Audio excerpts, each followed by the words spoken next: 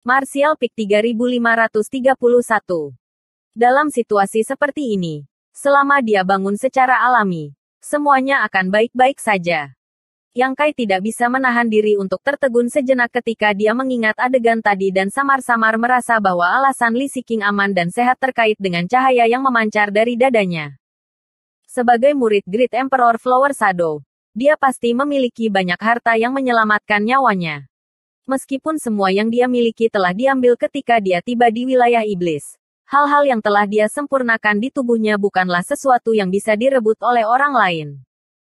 Namun, Yang Kai menghela nafas lega. Jika sesuatu benar-benar terjadi pada Li Siqing karena ini, dia benar-benar tidak akan bisa menjawab Great Emperor Flower Shadow. Melihat sekeliling, Yang Kai melihat Xiao Wu menatapnya dengan panik dan segera berteriak, "Jaga mereka!" Xiao Wu kembali sadar dan mengangguk berat sebelum dengan cepat bergegas, mengangkat Boya dan Li Siqing dengan masing-masing tangan dan dengan cepat mundur ke belakang kampnya. Mengambil keuntungan dari kesempatan ini, Yang Kai juga memasukkan segenggam pil ke mulut Boya. Meskipun luka-lukanya terlihat serius, itu sebenarnya bukan ancaman. Jadi dia hanya perlu istirahat selama beberapa hari untuk pulih. Berdiri, Yang Kai menatap kabut darah dengan ekspresi suram. Hukum ruang angkasa berfluktuasi liar saat dia menghilang. Ketika dia muncul kembali, dia berada di udara di atas kabut darah yang menutupi ribuan kaki. Mengangkat tangannya, sebuah labu biru muncul di telapak tangannya. Ini adalah labu angin yang dia peroleh dari kedalaman zona terlarang di istana biasa. Membuka mulut labu, dia menuangkan Kaisar Ki ke dalamnya dan mengarahkannya ke kabut darah. Detik berikutnya, angin astral yang menyapu dunia berubah menjadi bilah angin yang menebas ke arah kabut darah. Dengan kilatan cahaya hitam, perwujudan Yang Kai, yang terhubung dengannya dengan hati, telah lolos dari kabut darah. Bilah angin yang luar biasa terus memotong kabut darah, menghancurkannya dan menyebabkan serangkaian erangan teredam. Jelas bahwa Yue Sang telah dipukul. Dalam waktu kurang dari 10 napas, kabut darah mulai bergolak dan mengembun ke tengah, memperlihatkan sosok Yue Sang lagi. Tanpa ragu-ragu, dia berubah menjadi seberkas cahaya darah dan bergegas menuju Yang Kai. Ketika dia mengangkat tangannya, seluruh lengannya berubah menjadi ular sanca darah raksasa dengan tanduk di dahinya. Membuka mulutnya yang berdarah, ia menggigit kepala Yang Kai, sepertinya ingin menelannya utuh. Perwujudan memiliki budidaya half saint. Jadi Yue Sang tidak bisa melakukan apapun untuk itu dalam waktu singkat. Itulah sebabnya mereka seimbang. Namun, kekuatan Yang Kai hanya di alam Raja Iblis kelas menengah. Jadi jika dia bahkan tidak bisa berurusan dengan orang seperti ini, Yue Sang tidak akan benar-benar menjadi setengah saint. Blood Python tiba dalam sekejap mata. Mulutnya yang besar merobek kehampaan. Dan bahkan sebelum Yang Kai bisa bereaksi, itu sudah menelan ruang tempat dia berdiri. Ketika mulut raksasa itu tertutup, Yang Kai sudah menghilang. Yue Sang mencibir. Bodoh-bodoh. Jika Yang Kai bersembunyi, dia benar-benar tidak akan punya ide bagus. Bagaimanapun, dia mahir dalam teknik rahasia luar angkasa. Jadi dia tidak mudah dibunuh. Tetapi Yang Kai telah melompat keluar sendiri. Ini adalah mencari kematian. Dan itulah yang diinginkan Yue Sang. Piton merah darah itu berputar. Tampaknya akan berubah kembali ke bentuk aslinya. Tetapi pada saat itu, ekspresi Yue Sang tiba-tiba berubah saat dia memusatkan perhatiannya pada kepala ular piton itu. Di dalam kepala ular sanca itu sepertinya ada aura aneh yang terbangun, menyebabkan seseorang tanpa sadar merasakan rasa takut. Pada saat yang sama, suara rendah yang hampir seperti bisikan terdengar. Transformasi naga. Kepala ular sanca tiba-tiba melebar, dan makhluk raksasa tiba-tiba muncul di mulut ular sanca. Dengan paksa membuka kembali mulutnya yang sudah tertutup dan melepaskan napas naga murni.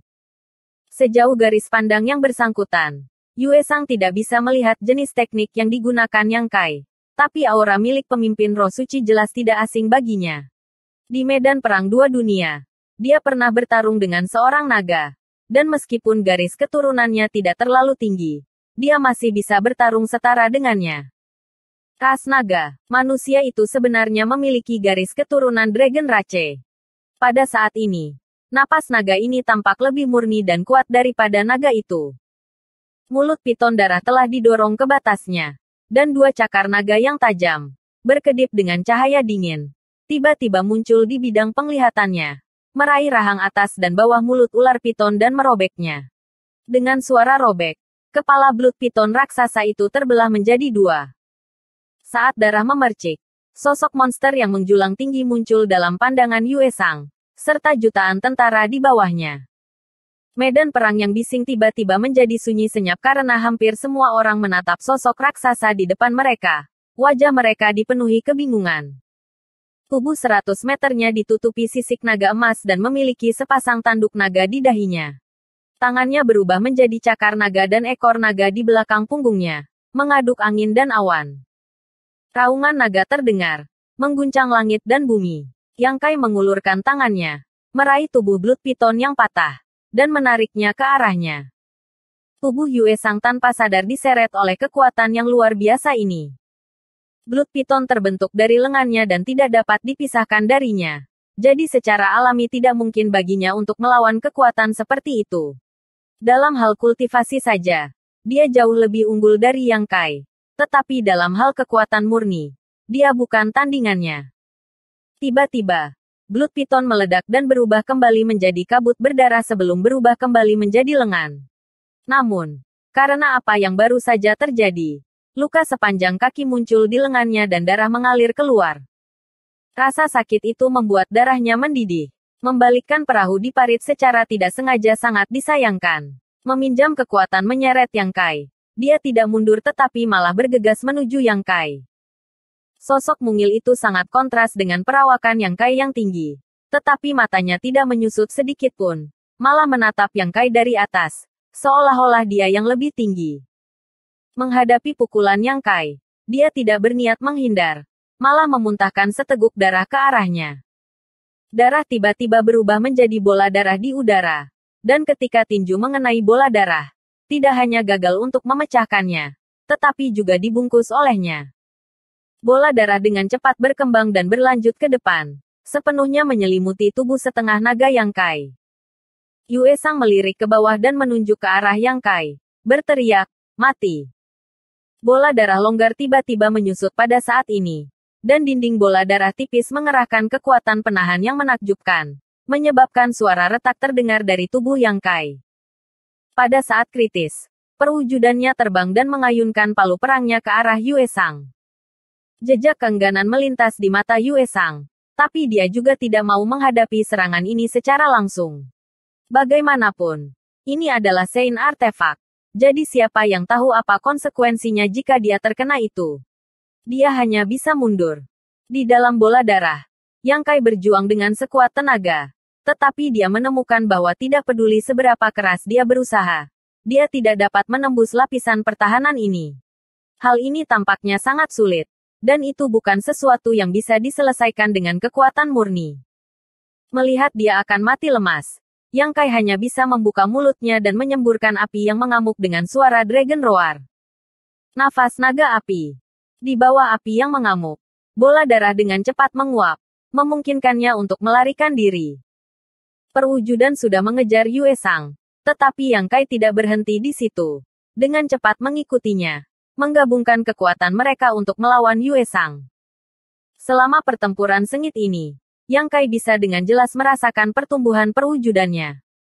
Terakhir kali dia berada di wilayah timur, dia juga bergabung dengan perwujudannya dan bertarung melawan Chang Mo. Chang Mo adalah Kaisar Sudo, hampir setingkat dengan Yue Sang. Namun, pada saat itu, mereka berdua telah menggunakan semua kekuatan mereka. Tetapi mereka hanya mampu membela diri terhadap Chang Mo.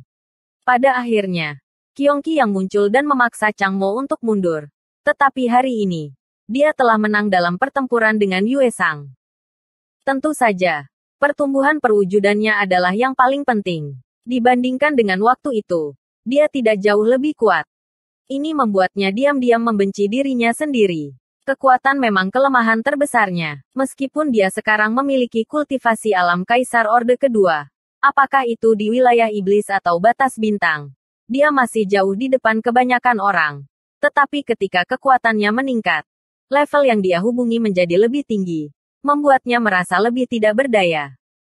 Misalnya, saat ini, Meskipun dia dan perwujudannya akan bisa menang jika mereka bergabung. Membunuh Yue Sang tidak mungkin terjadi kecuali dia membuat kesalahan besar. Namun, daripada menaruh harapannya pada kesalahan orang lain, akan lebih baik untuk fokus pada peningkatan kekuatannya sendiri. Tidak perlu meningkatkan kultivasinya terlalu banyak. Selama dia memiliki kultivasi Master Realm Kaisar Orde Ketiga, situasinya akan jauh lebih baik ketika menghadapi Half Saint di masa depan. Tinggi di langit. Serangkaian teknik rahasia klan naga yang menakutkan meledak dari tangan Yang Kai. Mencoba memberi perwujudannya beberapa ruang untuk bertarung. The Heaven Devouring Domain telah diam-diam menyebar. Perlahan melahap kekuatan Yue Sang tanpa diketahui Yue Sang. Selama dia punya cukup waktu, keuntungannya akan menjadi lebih jelas. Pada saat itu, Yue Sang tidak punya pilihan selain mati. Orang ini sengaja mencoba berurusan dengan Yang Kai. Jadi bagaimana Yang Kai bisa melepaskannya dengan mudah? Sekarang setelah dia menemukan kesempatan, dia secara alami harus membayar harganya. Jika tidak, jika dia ditatap oleh Half Saint di masa depan, dia akan merasa tidak nyaman. Namun, hal-hal tidak berjalan sesuai rencana. Dan saat pertempuran berkecamuk, Yue Sang tiba-tiba mundur, berubah menjadi seberkas cahaya darah dan melarikan diri dengan kecepatan tinggi. Meskipun perwujudan mencoba yang terbaik untuk menghentikannya, jika Half Saint ingin melarikan diri, tidak ada yang bisa dilakukan. Palu perang hanya mengenai udara kosong. Tidak perlu menyebutkan Yang Kai. Di bawah pelarian teknik darah, kecepatan Yue Sang tidak jauh lebih lambat dari Yang Kai. Jadi dia hanya bisa melihat saat dia melarikan diri dan menghilang dari pandangannya. Melihat ke arah Yue Sang menghilang, perut Yang Kai dipenuhi amarah. Tapi dia tidak punya tempat untuk melampiaskannya. Seseorang datang. Perwujudan tiba-tiba berkata dengan suara rendah dan menyingkirkan palu perang artefak iblis. Yang Kai menoleh dan melihat aliran cahaya mendekat dengan cepat. Ketika dia cukup dekat, dia menemukan bahwa itu adalah Bai Zuo. Bai Zuo menatap sosok raksasa Yang Kai dengan takjub. Dengan hati-hati memeriksanya untuk waktu yang lama sebelum akhirnya mengenali wajahnya. Sambil mengerutkan kening, dia melihat ke bawah ke medan perang yang kacau dan bertanya, apa yang terjadi? Bersambung.